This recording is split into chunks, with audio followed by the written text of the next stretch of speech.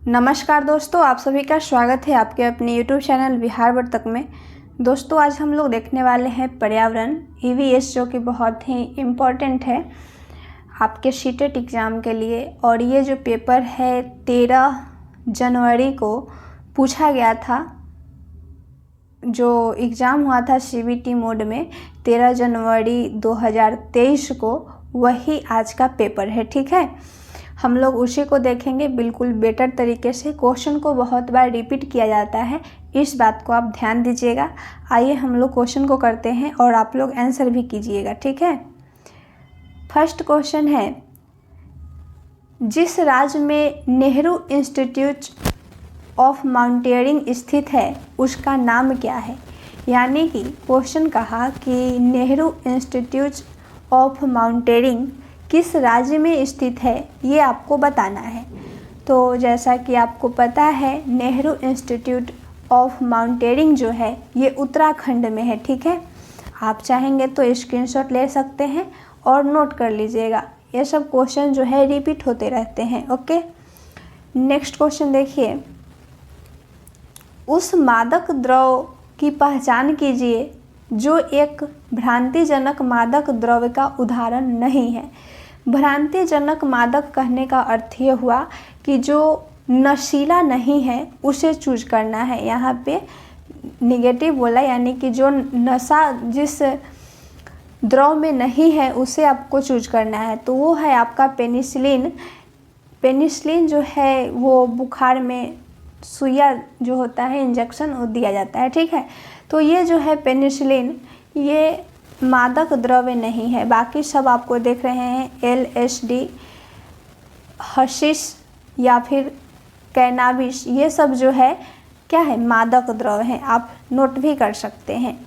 Next question देखिए क्या है, जल संरक्षण में संलिप्त अलवर जिले से भारत का जल पुरुष कहे जाने वाले इस पर्यावरणवादी का नाम क्या है, ये आपको बताना है। यानी कि भारत का जल पुरुष किसे कहा जाता है, ये आपको बताना है। तो ये आप जान लीजिए, भारत का जल पुरुष जो है वो राजेंद्र सिंह को कहा जाता है। ये तरुण भारत से संबंधित है। ओके, तरुण भारत से संबंधित है राजेंद्र प्रसाद। इस बात को आप नोट करना चाहते हैं तो नोट कर लीजिए। और भारत का जल पुरुष राजेंद्र सिंह को कहा जाता है। ठीक है, नेक्स्ट क्वेश्चन देखिए, वह प्रतिरूप जो कश्मीरी हाउस बोट पर चौखटी आरा पहेली के जैसे दिखता है वह क्या है, ये आपको बताना है। यानी कि कश्मीरी हाउस बोट पर एक चौखटी आरा की तरह दिखता है, उसे क्या कहते हैं, तो उसको जो कहते हैं वो है खतबंद। ठीक है, खत्मबंद कहते हैं। इस बात को ध्यान दीजिएगा, हाउस बोट के आरे में लगा रहता है। ठीक है, चलिए देखिए नेक्स्ट क्वेश्चन। इस क्वेश्चन को समझिएगा अच्छे तरीके से, ये सॉल्व करने वाला क्वेश्चन है। क्वेश्चन क्या है, कक्षा 5 की पाठ्य पुस्तक में गोलकोंडा के किले का मानचित्र छापा है। इस मानचित्र के दाहिने नीचे भाग में निम्नलिखित पैमाना छपा है। पैमाना 1 सेंटीमीटर बराबर कितना है, 110 मीटर है। ओके, यदि इस मानचित्र के फतेह दरवाज़ा और बंजारा दरवाज़ा के बीच की दूरी जब है, कितना दे दिया है, 13.7 सेंटीमीटर, तो दोनों स्थानों की वास्तविक दूरी आपको ज्ञात करना है। तो इसे आप कैसे सॉल्व करेंगे, इसे समझिए अच्छे से। ठीक है, 1 सेंटीमीटर बराबर कितना दिया है, यहाँ पे 100 सेंटीमीटर दिया है। 1 सेंटीमीटर कितना दिया है, 110 मीटर दिया है। ठीक है, तो यहाँ पे निकालना है क्या, 13.7 सेंटीमीटर निकालना है इसका दूरी। तो 110 गुने हो जाएगा कितना, 137। ओके, 13.7, इसको आप गुना कर लीजिएगा और किलोमीटर में चेंज करने के लिए आप इसे 1000 से भाग दे दीजिएगा, आपका आंसर आ जाएगा। इसका जो आंसर होगा आपका ऑप्शन बी होगा। आप चेक कर लीजिएगा बना के कि सही गया या गलत। ओके, नेक्स्ट क्वेश्चन देखिए क्या है, नेक्स्ट क्वेश्चन को पढ़िए और आप लोग आंसर कीजिए। एक पारिस्थितिकी वातावरण में पिरामिड में तीसरे पोषण जो है वो स्तर क्या है, ये बताना है आपको। पारिस्थितिकी वातावरण में पिरामिड जो है वो ऐसे बनता है। प्रथम भाग में होता है उत्पादक, इसमें शाकाहारी और इसमें मांसाहारी होता है। तो पूछ रहा है तीसरा पिरामिड में क्या होता है, तो इस बात को ध्यान दीजिएगा। तीसरा पिरामिड में जो है वो मांसाहारी आते हैं, ठीक है, आप इसे ध्यान से कीजिए। ओके, नेक्स्ट क्वेश्चन देखिए क्या है। ये इम्पोर्टेंट क्वेश्चन है और ये मानचित्र के माध्यम से सॉल्व होगा, तो इसे आप यहाँ पे क्वेश्चन देख लीजिए और मानचित्र पे एक बार आप देख लीजिएगा, पूरा क्लियर हो जाएगा। ओके, कह रहा है क्वेश्चन, दिल्ली से मुंबई यात्रा करते हुए गौरव जानी निम्नलिखित राज्यों में से किन छोटे बड़े राज्यों से गुजरेंगे, ये बताना है आपको। यानी कि अगर गौरव जानी दिल्ली से मुंबई का यात्रा कर रहा है तो वो किन छोटे बड़े राज्यों से होकर गुजरेंगे, तो आप मानचित्र में देख लीजिएगा, वहाँ पे आपको दिखेंगे गुजरात, महाराष्ट्र और राजस्थान, ठीक है। ये सब छोटे बड़े राज्य हैं जो दिल्ली से मुंबई तक यात्रा करने के दौरान ये सब आपको रास्ते में मिलेंगे। ओके, चलिए आइए देखिए नेक्स्ट क्वेश्चन। मनाली में चमेली किस प्रकार के आवास में रहती है? मनाली में चमेली कहने का अर्थ हुआ, यानी कि चमेली जो है एक लड़की का नाम है, वो मनाली में रहती है, तो उसका घर कैसा है ये बता देना है आपको, ठीक है। तो मनाली में जो घर होता है वो पत्थर या लकड़ी से बने घर होते हैं, इस बात को आप नोट कर सकते हैं। बहुत ही बार क्वेश्चन इसको पूछा गया है। मनाली में कैसा घर होता है? पत्थर या फिर लकड़ी से बने घर आपको दिखाई देंगे। ओके, नेक्स्ट क्वेश्चन देखिए। गेहूं से हम विविध प्रकार के खाद्य व्यंजन बना सकते हैं। निम्नलिखित में से कौन सा खाद्य पदार्थ गेहूं द्वारा नहीं बनाए गए हैं, ये आपको खोजना है। इसमें उत्पम तथा डोसा जो है ये चावल से बनाया जाता है, ये आपको मालूम होगा, नहीं मालूम होगा तो आप नोट कर लीजिए। उत्पम और डोसा जो है ये चावल से बनाया जाता है, तो यहाँ पे गेहूं से नहीं बनाए जाने वाले को खोजना था तो आपका ऑप्शन ए में ही आपको मिल रहा है। आपका आंसर ए सही होगा। यहाँ पे चपाती या केक ये सब गेहूं से बनता है, चपाती रोटी होता है, सब कोई जानते होंगे। हलवा तथा पूरी जो है ये भी गेहूं के आटे से ही बनते हैं। स्लाइड्स ब्रेड या फिर पुआ ये भी गेहूं से ही बनते हैं। यहाँ पे आपका आंसर जो होगा उत्पम और डोसा, ऑप्शन ए सही होगा। नेक्स्ट क्वेश्चन देखिए। आहारी रेशों के विषय में निम्नलिखित में से कौन सा सत्य नहीं है, ये बताना है आपको। आहारी रेशा जो है वो शरीर को पोषण नहीं देता है, ठीक है। तो यहाँ पे निगेटिव पूछ रहा था कि आहारी रेशा जो है वो इसके बारे में क्या सही नहीं है, तो यह जो है आहारी रेशा ये शरीर को पोषण नहीं देता है। रुक्षांश भी कहा जाता है आहारी रेशा को, आप नोट कर सकते हैं, ये बात सही है, रुक्षांश कहा जाता है। हमारे शरीर को अपचित भोजन से छुटकारा पाने में मदद करता है कौन? आहारी रेशा, इस बात को भी आप नोट कर सकते हैं। मुख्यतः पौधों द्वारा प्राप्त किए जाते हैं, ये भी आपका बात सही है, ठीक है। यहाँ पे गलत खोजना था कि उसके बारे में क्या सही नहीं है, तो आपका ऑप्शन ए हो जाएगा सही, ठीक है। आहारी रेशा जो है वो शरीर को पोषण देने में उपयुक्त नहीं होता है। नेक्स्ट क्वेश्चन देखिए, बहुत ही मज़ेदार क्वेश्चन है, अमृता की कहानी वाला, इसको ज़रा देख लीजिए। पाठ अमृता की कहानी में ग्राम खेजरली को उसका नाम मिला। खेजरली गांव का नाम कैसे मिला ये बताना है आपको। तो वहाँ पे जो बहुत सारे वृक्ष उग रहे थे खेजड़ी का, उसी के नाम से अमृता की कहानी में इस बात की चर्चा की गई है। तो खेजरली वृक्ष के ज़्यादा उत्पन्न होने के कारण उस गांव का नाम क्या हो गया? खेजरली ग्राम हो गया। तो यहाँ पे ऑप्शन सी आपका जाएगा, वहाँ उगने वाले वृक्षों से। ओके, उगने वाले वृक्षों से उस गांव का नाम खेजरली हो गया। ठीक है, इस बात को ध्यान दीजिएगा। नेक्स्ट क्वेश्चन देखिए, बहुत ही इंपॉर्टेंट क्वेश्चन है। बंगाल की खाड़ी के 3 निकटवर्ती प्रदेश बताना है आपको। बंगाल का खाड़ी आपका इस साइड होता है, इधर बंगाल का खाड़ी है, आप नक्शा में देख सकते हैं। और बंगाल की खाड़ी के निकटवर्ती जो राज्य है वो है आपका तमिलनाडु, आंध्र प्रदेश और उड़ीसा। ठीक है, आंध्र प्रदेश, उड़ीसा और तमिलनाडु इस क्षेत्र में पाए जाते हैं, यानी कि बंगाल की खाड़ी के क्षेत्र में। ओके, आप नक्शा देख सकते हैं, वहाँ से आपको क्लियर हो जाएगी। चलिए देखिए नेक्स्ट क्वेश्चन क्या है। वर्षा जल संग्रहण का अर्थ है। वर्षा जल संग्रहण का क्या अर्थ है ये बताना है आपको। वर्षा जल संग्रहण का जो अर्थ है वह है भंडारण सतही को आधे सतही जलभृत में होता है। ये आपका ऑप्शन सही है। यहाँ पे कह रहा है पार्कों से बह जाने दिया जाता है, ये आपका गलत है। यहाँ पे मिट्टी गंदगी को हटाना ये गलत है, और लवण हटाना ये भी गलत है। आपका ऑप्शन ए जो है वो बिल्कुल सही है। वर्षा संग्रह का यही अर्थ है कि वर्षा के जल का भंडारण जो है वो सतही या फिर आधे सतही जलभृत में होता है। ओके, चलिए देखिए नेक्स्ट क्वेश्चन, बहुत ही इम्पोर्टेंट क्वेश्चन है ये वाला क्वेश्चन।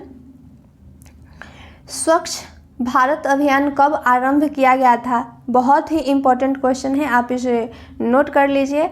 स्वच्छ भारत अभियान जो है वो महात्मा गांधी जी के 150वें जन्मदिन पर आरंभ किया गया था। किस चीज़ का? स्वच्छ भारत अभियान का। ओके, आप नोट कर सकते हैं, ये सब आपका गलत है। 150वें जन्मदिन पर, किनके? महात्मा गांधी जी के। ओके, आइए देखिए नेक्स्ट क्वेश्चन क्या है।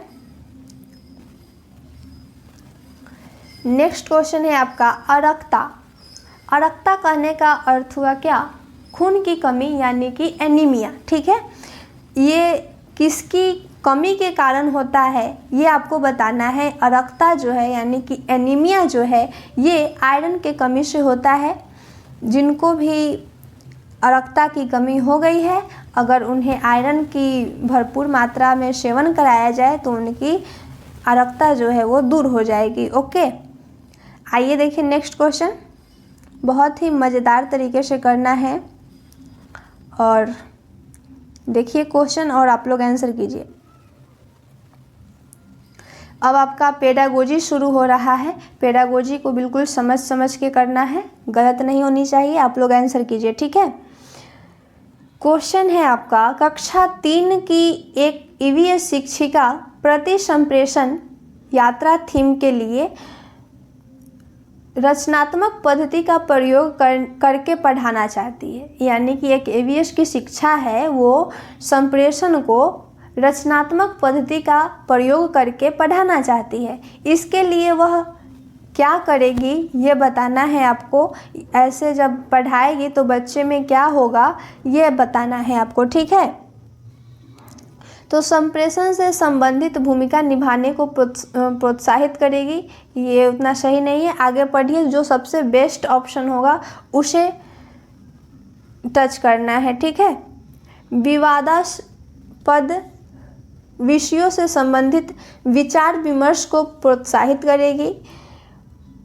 और ऑप्शन सी देखिए, किसी नज़दीकी डाकघर पर जाने के लिए क्षेत्र भ्रमण की योजना करेगी।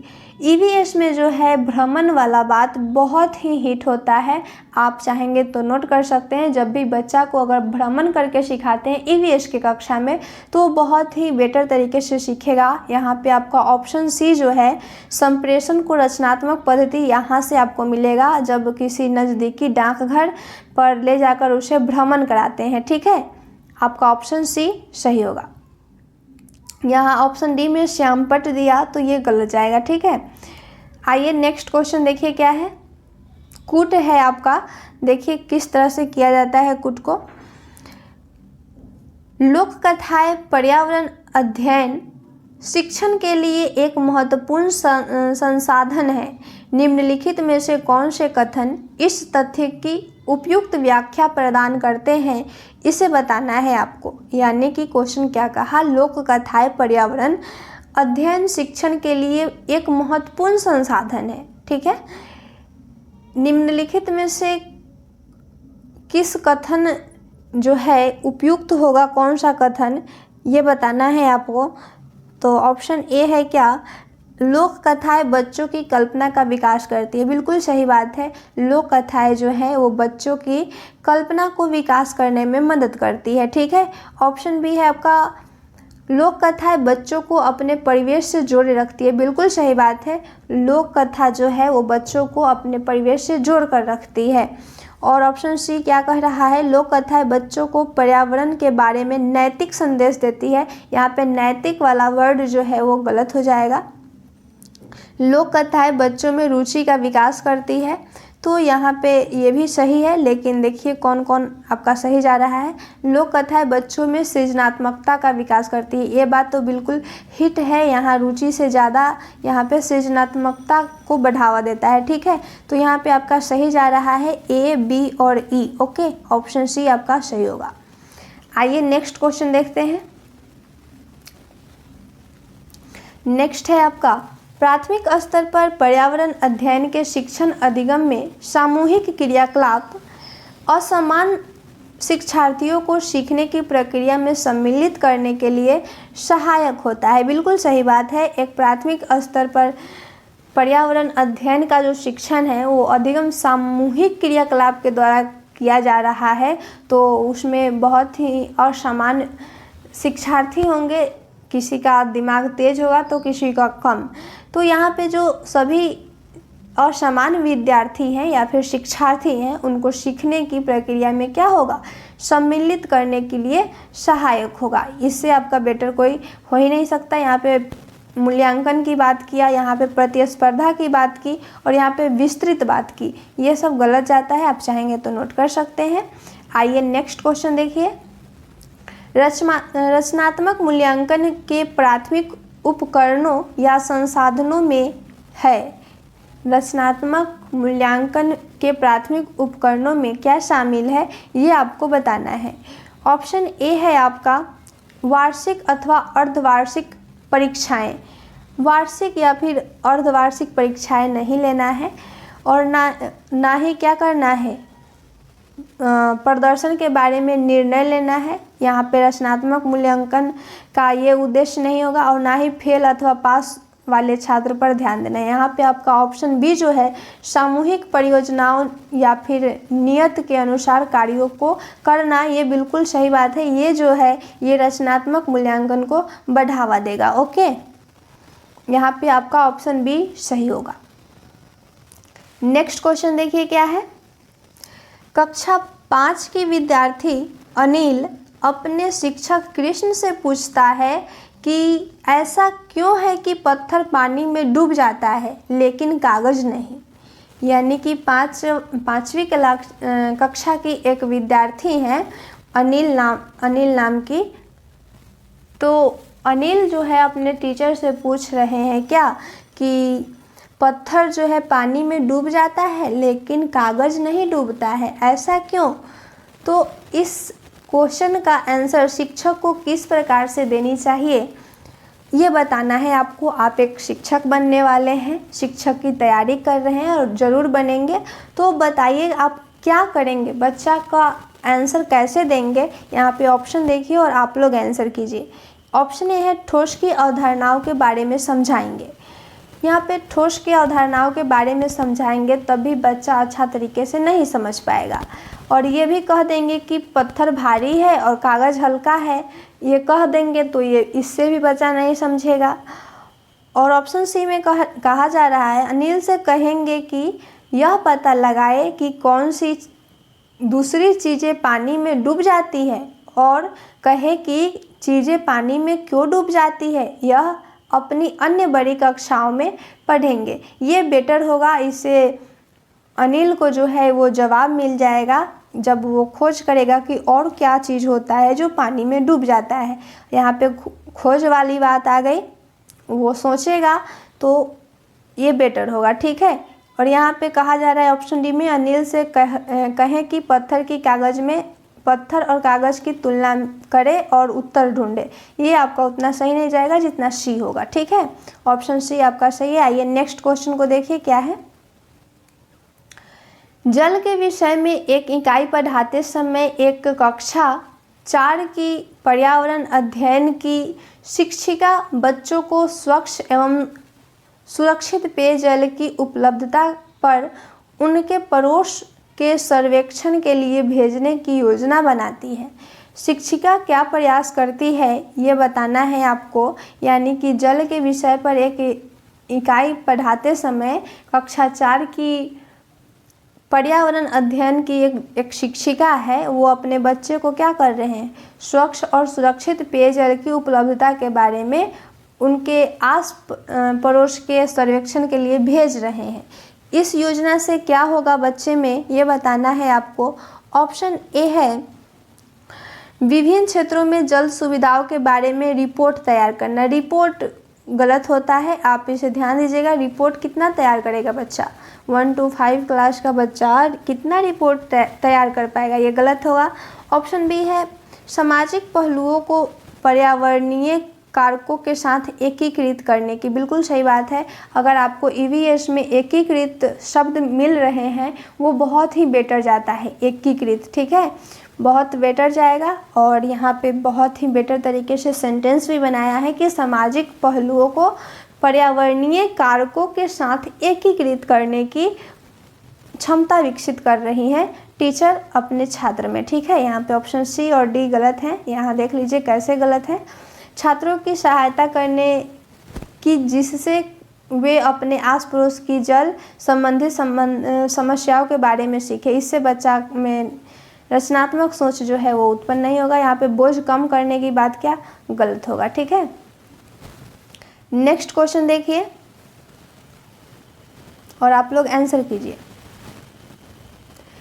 तानी ने एक कहानी पढ़ी जिसमें एक लोमड़ी आलू बुखारा खाना चाहती थी, ठीक है। तानी जो है एक कहानी पढ़ी, उसमें एक लोमड़ी थी। लोमड़ी क्या खाना चाहती थी, आलू बुखारा। आलू बुखारा एक फल है, आप नहीं देखे होंगे तो गूगल पे सर्च कर लीजिए, वहाँ पे आपको मिल जाएगा। आलू बुखारा क्या है, एक फल है।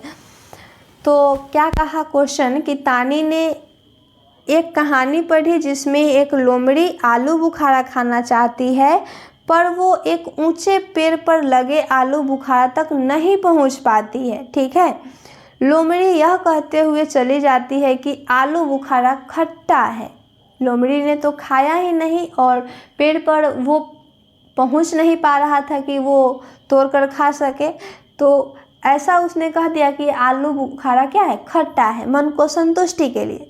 तो तानी ने पहले कभी आलू बुखारे का फल नहीं देखा, लेकिन कहानी पढ़ने के बाद वह यह जानती है कि आलू बुखारा एक फल है, ठीक है। यह घटना निम्नलिखित में से किस अधिगम सिद्धांत को पुष्टि करेगी ये बताना है आपको। बच्चे के इंद्रिय अनुभवों से सीखते हैं, तो यहाँ पे इंद्रिया से नहीं सीखेगा बच्चा, ये तो बच्चा यहाँ पे कहानी के माध्यम से सीख रहा है, तो इंद्रिया से नहीं सीखेगा, ठीक है। बच्चा जो है वो संदर्भ से सीखते हैं, ये बिल्कुल सही बात है। बच्चा क्या इस तरह से अगर कहानी आपको सुनाया जाए और कहानी के माध्यम से जो बच्चा सीखा है कि आलू बुखारा क्या है, एक फल है, तो यह जो है एक संदर्भ से सीखा है, ठीक है। अनुमान लगाकर नहीं सीखा है और ना ही ज्ञान की संरचना के तरीके से सीखा है। आपका ऑप्शन बी होगा सही। नेक्स्ट क्वेश्चन देखिए। ईवीएस में करके सीखने के प्रयत्न का अर्थ क्या है ये बताना है आपको। ईवीएस में एक बहुत ही थीम है करके सीखना, इसका क्या अर्थ है ये आपको बताना है, ठीक है। तो करके सीखने का जो अर्थ है वो है आपका भूमिका निभाना तथा परियोजना कार्य में सम्मिलित करना। बिल्कुल सही बात है। करके अगर सीखेगा बच्चा तो भूमिका को निभाएगा और परियोजना कार्य को सम्मिलित करेगा। ऑप्शन डी आपका सबसे बेटर है, इसे कीजिए। यहाँ पे व्याख्यान वाला शब्द दिया, ये गलत है। यहाँ पे पढ़ाते समय बहुत से प्रश्न, यहाँ पे बहुत से प्रश्न यहाँ पे गलत हो जा रहा है।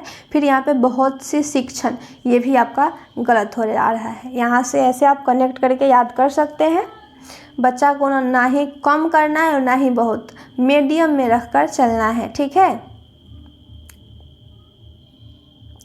नेक्स्ट क्वेश्चन देखिए। और आप लोग आंसर कीजिए। नेक्स्ट है आपका, मनोरमा अपने विद्यार्थी से पूछती है कि उसके आसपास रहने वाले जीवों में कितने पैर हैं। मनोरमा एक टीचर है, वो विद्यार्थी से पूछ रही हैं कि आपके आसपास में रहने वाले जो जीव हैं उनके कितने पैर हैं। एक पर्यावरण अध्ययन अध्यापक के रूप में इस गतिविधि के पीछे के सबसे उपयुक्त उद्देश्य कौन सा होना चाहिए, ये आपको बताना है। ठीक है, यहाँ पे कूट दिया गया है, कूट के माध्यम से आप बताइए कौन कौन सही होगा सेंटेंस। यहाँ पे कह रहा है ऑप्शन ए, विद्यार्थियों को जानवरों के विभिन्न शारीरिक अंगों से अवगत करवाना। यहाँ पे विभिन्न शारीरिक अंगों से अवगत नहीं करवा रही हैं टीचर, सिर्फ पैरों के बारे में पूछ रही है। ठीक है, कि कितने पैर होते हैं। ऑप्शन बी देखिए क्या है, विद्यार्थियों में जंतु जगत की विभिन्नता के प्रति सहारना विकसित करना। ये बिल्कुल सही बात है, शिक्षिका जो है वो जंतु जगत के विभिन्नता के प्रति क्या कर रही है, सहारना को विकसित कर रही है। ओके, ऑप्शन सी है आपका, विद्यार्थियों को स्वाभाविक जिज्ञासा को पोषित करना। बिल्कुल सही बात है, इस तरह का क्वेश्चन जो है बच्चा में क्या करेगा, स्वाभाविक जिज्ञासा को पोषित करेगा। वो बच्चा जो है वो जिज्ञासा, उसमें एक इच्छा होगी कि मतलब कि हम देखें कि हमारे आसपास में किन जानवर रह रहे हैं, उनके कितने पैर हैं, ये जिज्ञासा उत्पन्न हो जाएगा और बच्चा जो है अवलोकन करना शुरू कर देगा, खोज करना शुरू कर देगा। ठीक है, तो आपका यहाँ पे जा रहा है ऑप्शन बी, सी और डी। ऑप्शन ए आपका सही होगा, ऑप्शन ए में है आपका बी, सी, डी। आइए नेक्स्ट क्वेश्चन देखते हैं। नेक्स्ट क्वेश्चन है आपका, रोहन शिक्षक से शिकायत करता है कि सैम को एक कीड़े ने काट लिया। ठीक है, रोहन जो है शिक्षक से शिकायत कर रहा है कि सैम नामक एक विद्यार्थी है, सैम को क्या हो गया, कीड़ा काट लिया और वह उसे कुचल रहा है। कीड़ा काट लिया बच्चा को तो वो उस कीड़ा को मारने लगा, कुचल रहा था। शिक्षण शास्त्र के संबंध में शिक्षक को सबसे उपयुक्त व्यवहार क्या होना चाहिए, ये बताना है आपको। अगर बच्चा को कीड़ा काट लिया और बच्चा उस कीड़ा को मार रहा है तो आप क्या करेंगे एक शिक्षक होने के नाते। ठीक है, ऑप्शन ए है आपका, सैम से बात कर उसे कीड़ों को कुचलने से मना करेंगे। अगर मना कर दीजिएगा ना तो बच्चा जो है वो गुस्सा हो जाएगा कि हमको ये काट लिया है और ये मना कर रहे हैं कि इसे ना मारो। ठीक है, तो ये ऑप्शन आपका ए उतना सही नहीं है। ऑप्शन बी है, प्राथमिक उपचार करके सैम को डॉक्टर के पास ले जाना। कैसा कीड़ा काटा है, हर कीड़ा काटने पर डॉक्टर के यहाँ थोड़ी ना जाता है आदमी, तो यहाँ पे ये भी बात सही नहीं है। सैम से कहेंगे कि जीवों को मारना क्रूरता और उसे दंड देंगे।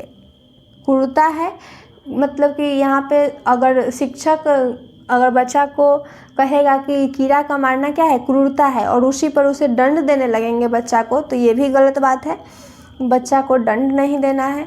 और ऑप्शन डी है, सैम से पूछेंगे कि अगर सभी कीड़ों को मार दिया जाए तो क्या होगा। तो इससे बच्चा जो है वो सोचने लगेगा कि सही में अगर सारा क्या है कीड़ा मर जाएगा तो क्या होने लगेगा, इसके बारे में वो सोचने लगेगा और कीड़ा को मारना वो बंद कर देगा। ठीक है, आइए नेक्स्ट क्वेश्चन देखते हैं। प्राथमिक स्तर पर ईवीएस पढ़ाने की समस्या समाधान विधि में डैश वांछनीय है।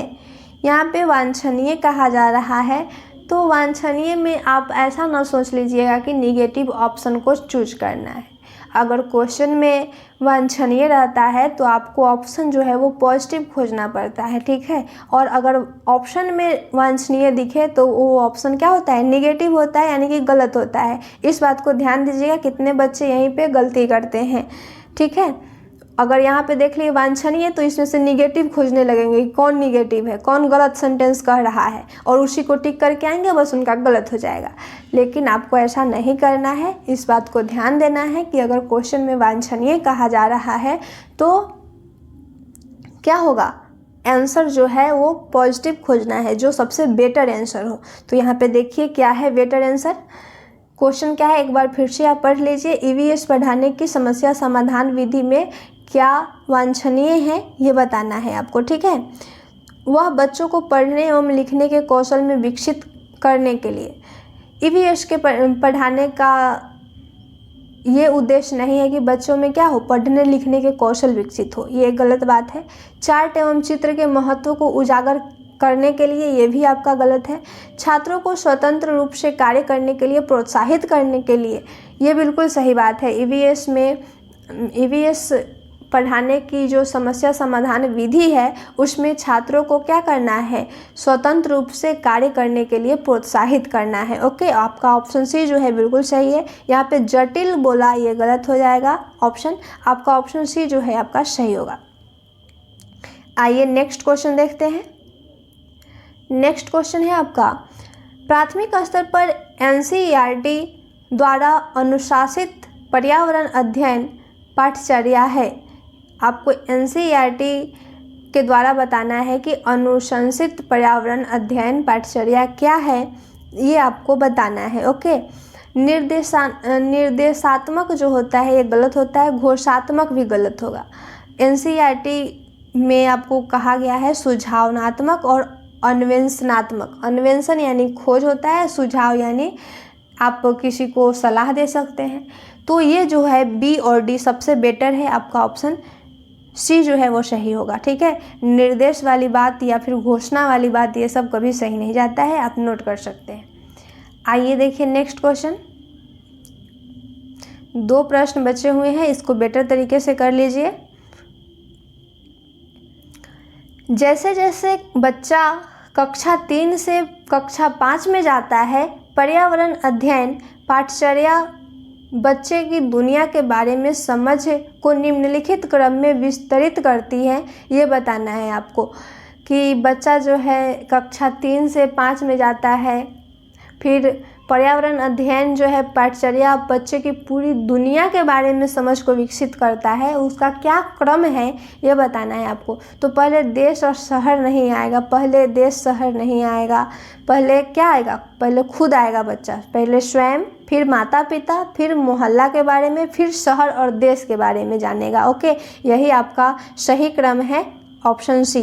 फिर पहले माता पिता नहीं आएगा, पहले बच्चा खुद को जानेगा, फिर माता पिता को, फिर मोहल्ला को, फिर शहर देश को। ऑप्शन सी में आपको व्यवस्थित ढंग से बैठाया गया है और यहाँ पे क्रम ही पूछ रहा था। ऑप्शन सी आपका सही होगा। ठीक है, आइए नेक्स्ट क्वेश्चन देखते हैं। नेक्स्ट है आपका, प्राथमिक कक्षा के छात्रों को परिवार थीम पढ़ाते समय एक उचित क्रियाकलाप में शामिल हो सकता है। परिवार एक थीम है, इस क्वेश्चन के माध्यम से आपको पता चल रहा है, आप चाहेंगे तो नोट कर सकते हैं।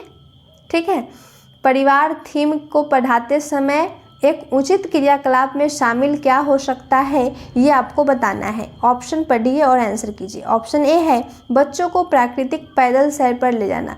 बच्चे को सैर पर ले जाएंगे पैदल तो बच्चा थक जाएगा, 1 to 5 का बच्चा जो है वो थक जाएगा। ठीक है, तो पैदल सैर नहीं कराना है। ऑप्शन बी में देखिए क्या कह रहा है, बच्चों से कहना कि वे अपने परिवार के सदस्यों की रुचियों के बारे में लिखे। बिल्कुल सही बात है, बच्चा को अगर कहिएगा कि अपने परिवार के सदस्यों के बारे में लिखो तो बच्चा अच्छा बुरा सब लिख देगा एकदम रुचि के अनुसार। ठीक है, मम्मी ऐसे करती है, पापा ऐसे हैं, ये सब बच्चा में पाया जाता है। 1 to 5 के बच्चा में वो सब बिल्कुल बेटर तरीके से लिखेगा। तो ऑप्शन बी जो है आपका बिल्कुल सही है, ऑप्शन बी को टिक कीजिए। और ऑप्शन सी में क्या कहा कि गलत हो गया, परिवार में लड़कों एवं लड़कियों की संख्या की गिनती करना। इससे जो है परिवार थीम में उचित क्रियाकलाप नहीं है। और ना ही प्रिय अध्यापक के बारे में कहिएगा उसे लिखने के लिए। अगर कहिएगा कि तुम्हारा प्रिय अध्यापक कौन है तो कहेंगे क्या, ये सर है, बच्चा कह देगा। तो बच्चा सर में जो है एक थोड़ा सा दूसरे भावना हो जाएगा और कहेगा कि जाओ तुम उन्हीं से पढ़ना, तुम्हारे वही पसंदीदा सर हैं तो तुम उन्हीं से पढ़ना। तो ये जो वाला बात जो है वो गलत हो जाएगा। ठीक है, यहाँ पे ऑप्शन बी आपका सही हो रहा है। नेक्स्ट और लास्ट क्वेश्चन देखिए, आज का लास्ट प्रश्न बिल्कुल बेटर तरीके से देखना है। इसे देखने से पहले एक बार अपने फ्रेंड्स में शेयर कर दीजिए, नए होंगे तो सब्सक्राइब कर लीजिए। ठीक है, देखिए क्वेश्चन क्या कह रहा है, कक्षा 3 की अध्यापक अभिभावक मीटिंग में सलमा कक्षा अध्यापक से अखिल की शिकायत करती है कि वह लंच नहीं करता है और अधिकतर भोजन को कचरा पेटी में फेंक देता है। एक पर्यावरण अध्यापक के शिक्षण के रूप में आप अपनी कक्षा के विद्यार्थियों को कैसे समझाएंगे, उसके साथ क्या चर्चा करेंगे, ये बताना है आपको। यानी कि एक तीसरी क्लास का कूट है आपका, इस बात को ध्यान दीजिएगा। एक तीसरी क्लास का बच्चा है, वो जो है भोजन नहीं करता है और उसे क्या करता है, लंच नहीं करता है और कचरा के पेटी में फेंक देता है। तो ये फेंक देता है तो आप टीचर होने के नाते उसे कैसे समझाएंगे, ये बताना है आपको। यहाँ पे आपको दिख रहा है कूट और ऑप्शन पढ़िए और आंसर कीजिए। बच्चों को खाना बनाने वाले व्यक्तियों के प्रयासों की सराहना करनी चाहिए। बिल्कुल सही बात है। बच्चों के सामने अगर खाना बनाने वाले व्यक्ति का सराहना करेंगे तो बच्चा जो है वो समझेगा और खाना जो है वो नहीं फेंकेगा। ठीक है, ऑप्शन ए आपका सही हो रहा है। और ऑप्शन बी में कह रहा है बच्चों को अपने माता पिता से निसंकोच अपने भोजन की प्राथमिकताओं के बारे में बात करनी चाहिए। यहाँ पे अभिभावक से तो बात करनी ही नहीं है, ये खाना के बारे में टीचर को ही सॉल्व कर लेना है। ठीक है, तो आपका ऑप्शन बी गलत हो जाएगा। ऑप्शन सी है बच्चों को अपना लंच करना चाहिए क्योंकि कई बच्चे को खाना नहीं मिल पा रहे हैं। ऐसा अगर बच्चों को कहिएगा कि कितने बच्चे जो हैं कि वो गरीब होने के कारण उनको खाना नहीं मिलता है, वो खाने के लिए तरसते हैं और तुम जो है कि फेंक दे रहे हो खाने को, तो बच्चा समझेगा। ठीक है, इस तरह की बातों से बच्चा समझेगा तो वो लंच कर लेगा। ठीक है, ऑप्शन डी है क्या बच्चों को अपना लंच ख़त्म करना चाहिए क्योंकि किसान को भोजन उगाने के लिए बहुत सी कठिनाइयों का सामना करना पड़ता है। बिल्कुल सही बात है, ऐसा बच्चों को समझाएंगे तो वो समझेगा। यहाँ पे ए, सी और डी आपका सही जा रहा है, ऑप्शन सी सही होगा। आज का ईवीएस का प्रश्न बहुत ही इम्पोर्टेंट था, ये ख़त्म हो चुका और हम लोग मिलेंगे नेक्स्ट वीडियो में नेक्स्ट टॉपिक के साथ। तब तक के लिए अच्छे से पढ़ाई कीजिए। जय हिंद।